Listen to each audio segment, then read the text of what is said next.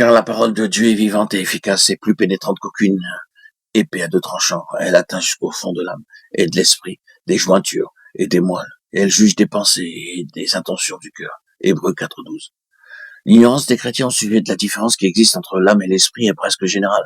Et c'est là l'une des grandes causes de situations spirituelles qui sont stagnantes chez beaucoup d'enfants de Dieu, sincères et consacrés.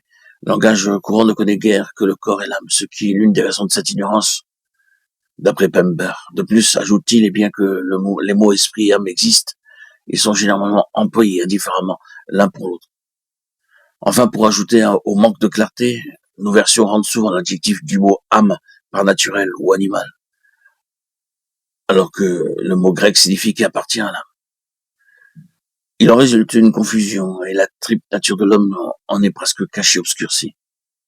Il va se dire que les lettrés connaissent bien les mots grecs originaux, pneuma, souké, sarx, que nos versions françaises rendent avec des termes dérivés du latin, esprit, âme et corps. Mais pour la majorité des chrétiens, les traductions défectueuses aidant la distinction nécessaire entre l'un et l'autre mot reste voilée. Il en résulte une incapacité à saisir la différence entre des expériences et des états très dissemblables, ce qui peut avoir, ce qui a souvent dans la vie chrétienne les plus graves répercussions. Il soit bien entendu que le but de cette étude n'est pas la précision littéraire en soi. Quel que soit notre amour de la lumière, ce n'est pas ici le mobile qui nous pousse à donner plus de clarté à des textes qui en manquent de par la traduction, mais l'amour des âmes. Car Satan, l'ange déchu avec sa sagesse surhumaine, sa science consommée, sa connaissance de l'homme et la possibilité qu'il a de se déguiser en ange de lumière, travaille de tout son pouvoir à contrefaire l'action du Saint-Esprit et à créer dans le domaine de l'âme des imitations si parfaites de l'action divine dans l'esprit que les chrétiens les plus sincères peuvent être séduits et pris au piège.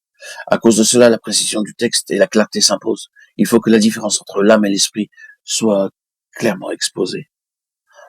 Et l'enseignement scripturaire mis à la portée de tous les chrétiens, même les plus jeunes dans la foi.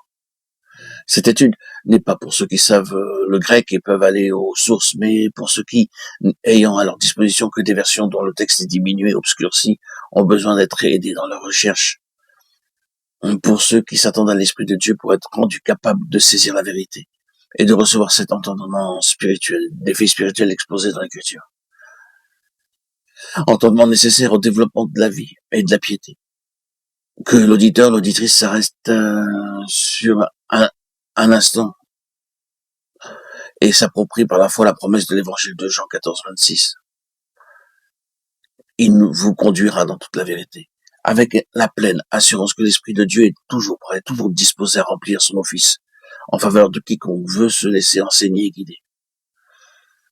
Il a noté que l'Esprit de Dieu peut, par des expériences appropriées, enseigner aux chrétiens la différence à faire entre l'âme et l'esprit, même s'il ne l'a pas comprise intellectuellement. Inversement, le lettré peut avoir saisi cette différence par les textes, mais l'ignorer dans la pratique, et n'en avoir qu'une connaissance purement intellectuelle. La connaissance expérimentale est assurément supérieure à cette dernière, car derrière les mots de la Bible, il y a les vérités d'ordre spirituel que l'homme naturel, littéralement l'homme de l'âme ou psychique, ne peut saisir. 1 Corinthiens 2,14. Il a noté que nous n'avons pas d'adjectif dérivé du latin pour le mot âme, le terme animal, l'homme animal, éveillant une toute autre idée que l'homme de l'âme. Nos versions françaises ont donc traduit parfois l'homme naturel ou sensuel, parfois aussi l'homme animal, de anima, âme. La version synodale, la dernière en date, traduit par naturel, mais elle donne en renvoi le qualificatif psychique, le terme grec aujourd'hui francisé et dont on se sert couramment. Eh bien, c'est cet adjectif que nous servirons au cœur de cette étude pour caractériser ce qui est du domaine de l'âme. Nous disons donc l'homme psychique, comme on dit aussi l'homme spirituel et l'homme charnel, pour désigner ceux qui vivent dans le domaine de l'esprit, ou celui des sens, 1 Corinthiens 3. Quant à la différence entre les substitutifs âme et esprit, elle n'existe pas. Seulement en français, en anglais, et dans la plupart des langues européennes. Elle se trouve dans toutes les langues classiques postérieures à la langue hébraïque. Elle est clairement indiquée, au moins en 2 passages du Nouveau Testament.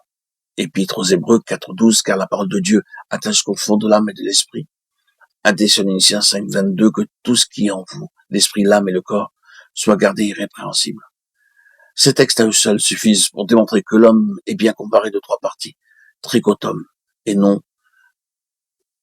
dichotome, âme, corps, esprit.